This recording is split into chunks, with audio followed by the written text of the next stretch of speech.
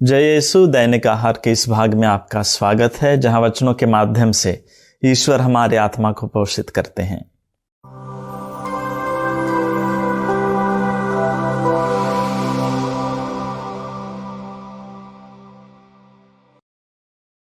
हमने वह गाना तो जरूर सुना होगा, छोड़ो कल की बातें, कल की बात पुरानी, नए दौर से लिखेंगे मिलकर नई कहानी। प्रिय दोस्तों, जितना मधुर और जितना प्रेरणादायक यह गाना लगता है और जितना अच्छा सुनने में लगता है, उस तरह से किसी चीज को नए सिरे से शुरुआत करना आसान नहीं है। कोई भी नई शुरुआत, कोई भी नई पहल हमें खटकती है। सालों से चली आ रही प्रथा और नियम के विपरीत कुछ अलग और कुछ नया आसानी से हजम नहीं होता। वही हम सुसमाचार में भी देखते हैं।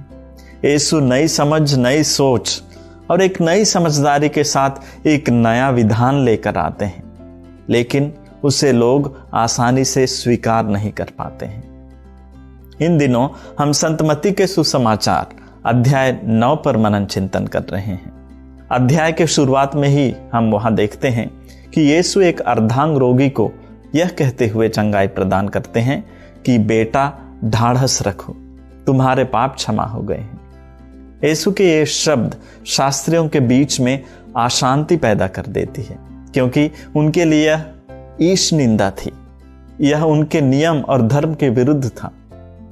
कल के सुसमाचार में भी हम यीशु को कुछ अलग, कुछ असामान्य करते हुए देखते हैं। उसने मत्ती, एक चुंगी वसूलने वाले एक पापी से कहा, मेरे पीछे चले आओ। लोगों के लिए यह उनकी मान्यता के विपरीत था। वह केवल नहीं, यीशु उसके घर में जाकर बहुत से नाकेदारों और पापियों के साथ भोजन करते हैं। यह लोगों के समझ के परे थी और वे यह सोच भी नहीं सकते थे कि यीशु जैसे एक महान गुरु ऐसे लोगों के साथ, जिन्हें वे तुच्छ समझते हैं, जिन्हें गद्दार समझते हैं, उनके साथ उठेंगे बैठेंगे।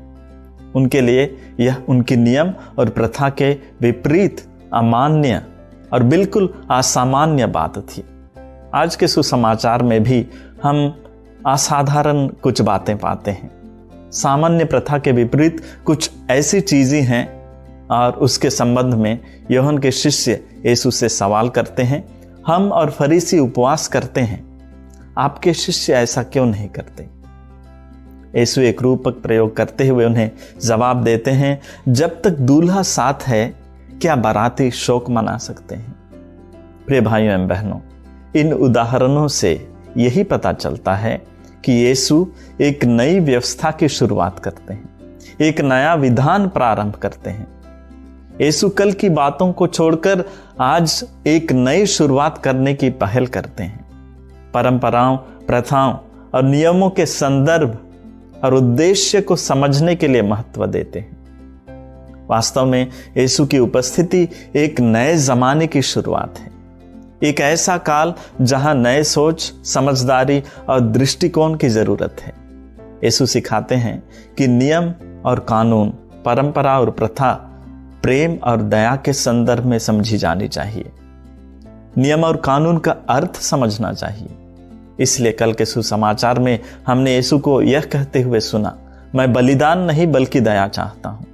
अतः जब आज के सुसमाचार में उपवास की बात आती है तो हमें एक सवाल पूछना चाहिए कि वे लोग क्यों उपवास करते थे? उनका उद्देश्य क्या था? क्या वे आध्यात्मिक अनुशासन और धार्मिक प्रथा के वास्ते उपवास करते थे, या उसे मात्र एक कर्तव्य के रूप में करते थे? यीशु के अनुसार उपवास जैसी बलिदान, वह त्याग हमें ईश्वर और अपने पड़ोसी के साथ जोड़ना चाहिए। उसके द्वारा हमारा हृदय बदल जाना चाहिए और हमें लोगों के जीवन में सम्मिलित होने के लिए प्रेरित करना चाहिए। हमारे जीवन से ईश्वर बस वही चाहते हैं। कपड़े और मशकों के उदाहरण के माध्यम से यीशु यही सिखाना चाहते हैं कि पुरानी बातों और प्रथाओं को अगर हम नई शिक्षाओं, नई रहस्यों के साथ एक बनाना चाहें तो वह विनाश ही करेगा।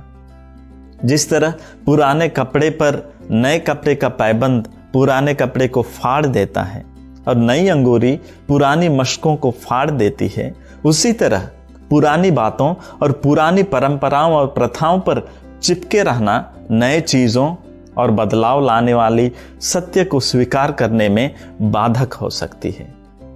इसलिए प्रभु यीशु हमसे आह्वान करते हैं कि हमें बदलाव और नई चीज़ों के प्रति खुला रहना चाहिए और अपने जीवन को नवीनीकृत करते जाना चाहिए। विश्वास को जीवित और सक्रिय रखने वाली बातों को स्वीकार करने के लिए हमें हमेशा तैयार रहना चाहिए। आमीन।